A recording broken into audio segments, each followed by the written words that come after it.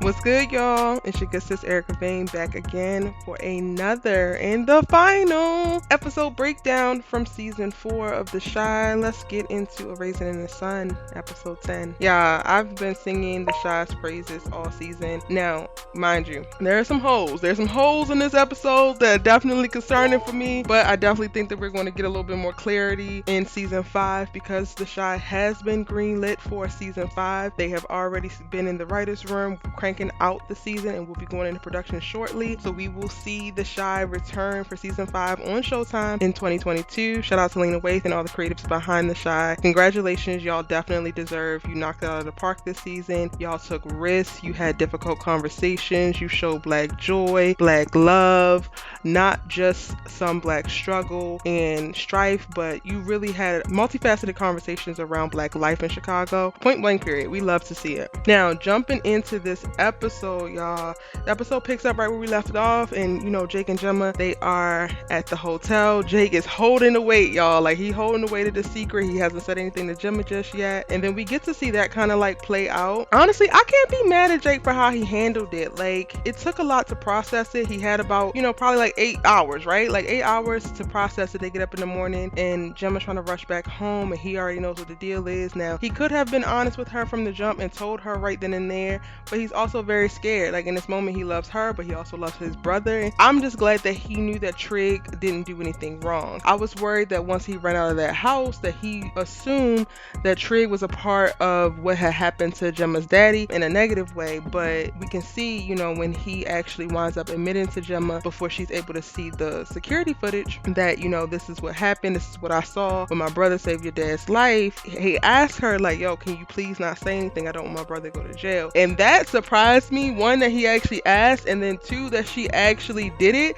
because I didn't have Jemma doing that. Like, y'all know I have not been seeing it from Miss Jemma ever since she decided to start set tripping this season, and with the whole fallout around, her, Kevin, and Jake. She showed that she's a rider. She showed that she's loyal. She showed that she's not as opportunistic as she was coming across, with this homie hopping that she has been doing. And it also kind of showed that her and Jake's thing is real, like really real, because she winds up giving Trig the hard drive with the security footage on it, and she says, this is to free you, thank you for saving my father. And we're gonna talk about what he does with that from there, but I just thought that this was a really great note, and that honestly tells me that we're going to see Jake and Jemma last for quite a bit. Like, we're going to see Jake and Jemma going through season 5 and probably being a lot more solid than she even was with Kevin. And now I'm a little bit more dropped in, y'all. Now I can kind of see it. Now I'm not necessarily hating on little sis. I definitely thought the way they handled it was distasteful in reference to her leaving Kevin and going to Jake and cheating on Kevin with Jake and all that kind of stuff. But by the end, in episode 10, she all right with me. Jemma is all right with me. So we go over to Kevin's house and we see Lene trying to sneak out, and that's with the whole little stark look that we saw in the trailer of Kevin running downstairs looking surprised. He just gets caught with Lene sneaking out the house. But it's great because Dre sees her, Dre knows her. Dre has been the one speaking to, her family, so she already knew that it was a volatile situation. She said she heard about the shooting, and Lene's gonna need somewhere to go. And shout out to Dre because they definitely needed this. It's good that this whole moment with Lene happens because Dre is able to see that she's in need. She needs somewhere to go, and of course Dre's gonna step in because she already has a sweet spot for this little girl, and she, offers to have her come and live with them. I think that this is dope. It's just coming at a crazy time because her and Nina haven't figured it out just yet, but it could be the thing that helps bring them together as they have another person in the house to really focus on the well-being of, and they kind of have to step outside of their own BS, or Nina got to step outside of her own BS because sis was trying it this season with her ridiculousness, and we still ain't off of Nina's neck just yet. But I'm excited to have, Lene decide that she is going to move in with them because she is holding out for a little bit. She tries to play a little tough girl act for a little bit, but she ultimately decides to come and live with them, and I think it's going to be a really great addition. And it also makes Dre feel wonderful. Like, Dre has just done a really great job this season of showing up for everybody around her, showing up for everybody that she cares about, and it's really, really important to her. So I'm glad that Lene actually takes her up on the offer, and Dre can continue to serve and really support her community in this way because it means a lot to her. And in addition to support, we get great news from Jada.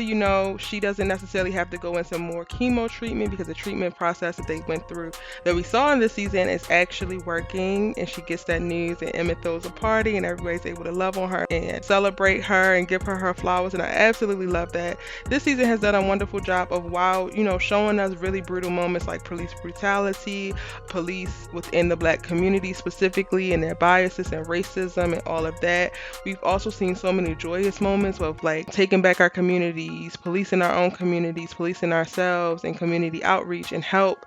Moments of joy such as this party to celebrate, Jada's great news. I think this season has done a really great job of just balancing all those elements, and it's been so great to see, especially coming out of the pandemic. And when we are seeing that, I don't think that a lot of the people who might have covered that storyline or other really deep, in-depth, traumatic storylines this season on television, they were able to cover the trauma, but they weren't able to give us enough joy or enough lightheartedness to really help balance us out and re-ground us and recenter us. And I think that we're leaving season 4 of The Shot with really great insight, right? Like defunding the police could actually work. I'm glad that they did the storyline the way they did it, because it shows that it could actually work. They addressed a lot of very important things to our community, but we're also not laden or saddled with just this depressed ideal or no hope as we're moving forward. Like, we're definitely leaving season 4 of The Shy with hella hope. Well, at least I am. I don't know about y'all, but I am. Now, we also get to see Rashad and Trig make up, and I'm glad to see it. Like, this is the Rashad that I've been looking for, and the fact that he was able to get this way, I wish we could have seen him get this way on screen,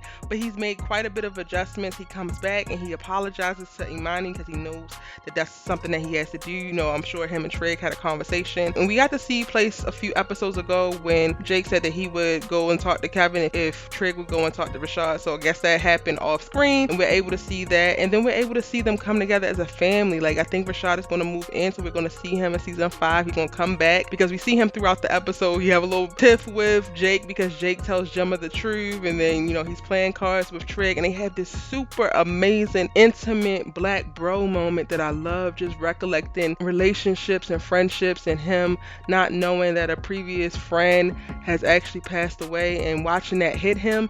Jason Weaver, oh my God, Jason Weaver was freaking masterful in last night's episode.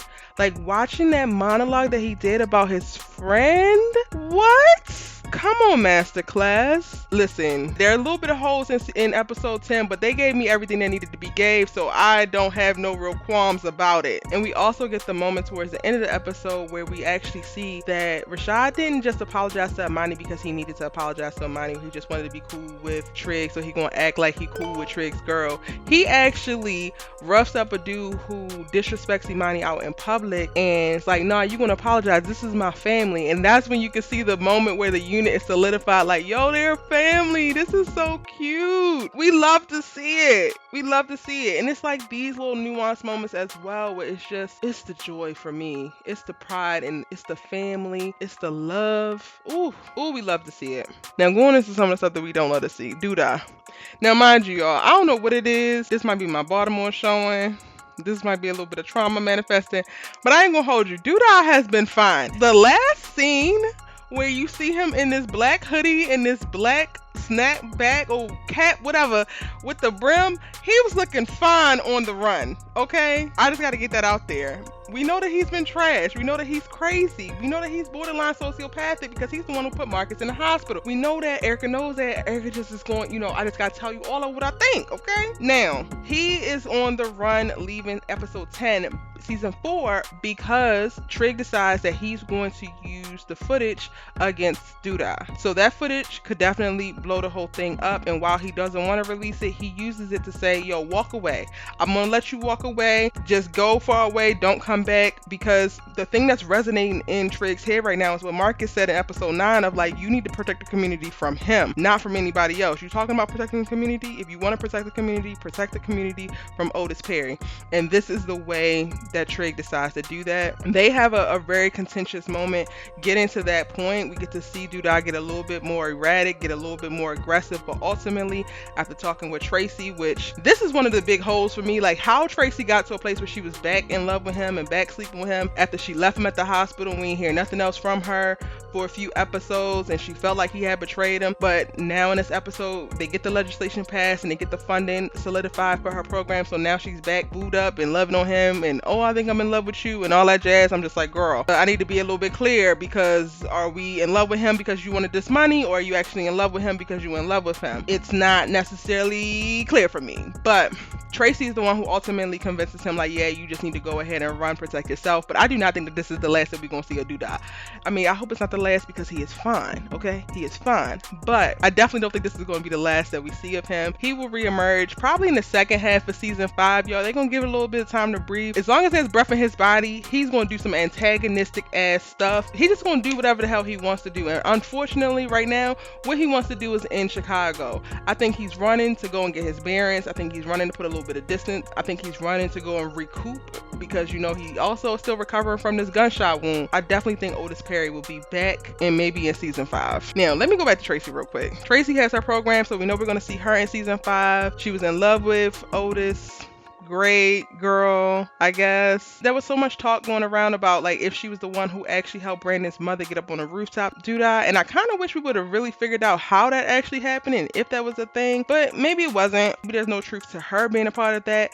I would love to see in season 5 a little bit more about Tracy, because even with her initial jumping in to this relationship with Douda, it just felt very rushed and very fast. Like, you saw the chemistry when they first started to, you know, get together and they started their little entanglement, but she really dropped in really, really fast. And I'm like, was it the powerful man thing? Is it? He definitely is definitely charming, but I really couldn't understand what was it about Douda that just really caught her eye. So I'm looking forward to season 5 of them actually giving us a little bit more about Tracy, so that we can fully understand her, because we've got the part of her being a grieving mother.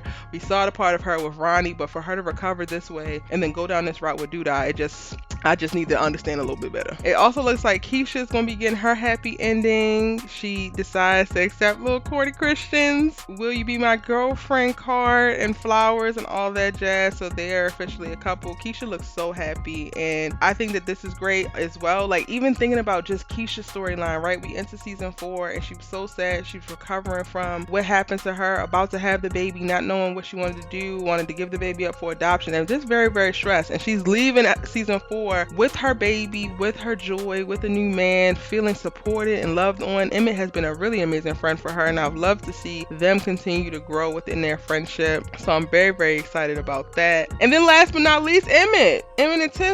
Tiff decided that she wanted her marriage, but she didn't really want her marriage though. And I have been fighting for Tiff in these internet streets. I've been having conversations about the Shaad, specifically about Tiff, and just understanding, like, she has been cheated on for years. Emmett has done her wrong for years, and I get it. Like, I get what she's doing. I get where she's coming from, right?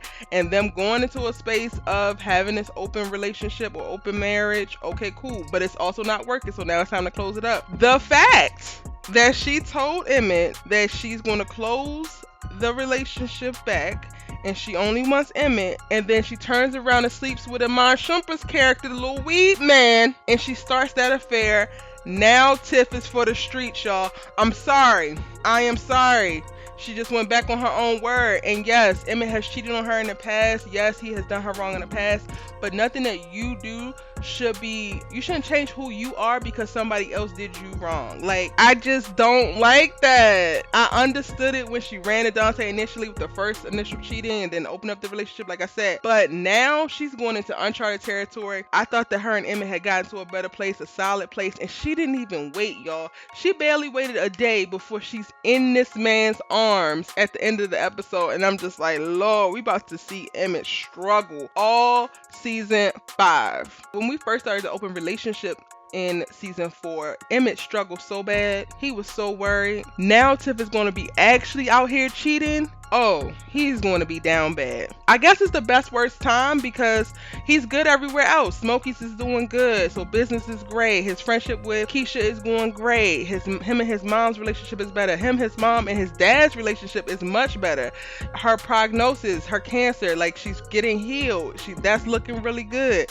So right now, the only issue is going to be the marriage. So maybe he can handle it, but y'all, I'm not looking forward to seeing it. I want more for Emmett, and I know Emmett has been raggedy, but he has come a very, very long way, and I'm very proud of his growth, and I don't want him to have to go through the struggle that he finna have to go through. Now, y'all, the last few things I want to mention is that Marcus is going to make it, so we're probably going to see him in season 5, as well as Roz assumes the mayor's position. And I want to know how they're going to explain this, because can that just happen? Or maybe she was instilled in his cabinet. Did he make her like vice mayor or something like that? Okay, I gotta go back and rewatch and do my little research, because I'm really trying to understand how did she actually get the mayor seat now that he's gone. And I know that this is gonna be problems, because sis is not to be messed with. And shout out to Lena for her ending the episode on the actual block party. Again, another black joyous moment that we just love to see. And if y'all haven't, go check out The Shaad on Showtime. All 4 seasons are now streaming. I'll put a link in the description box so that you can go ahead and check it out. It's your girl Erica Vane breaking down The Shaad, all of season 4. If you miss anything, I have the Shaad playlist link for you right here. I might go back and do seasons 1 through 3 as well. So let me know if y'all would want to see that in the comment section down below. Also, let me know in the comment section what you thought of this season. What did you think of this season finale? Let me know all that and more. It's your good sis Erica Vane, and be sure to hit subscribe, because even though The Shaad has ended, there are so many other amazing series that we are still breaking down, and you need to know about them. I'll see you in the next one. Bye.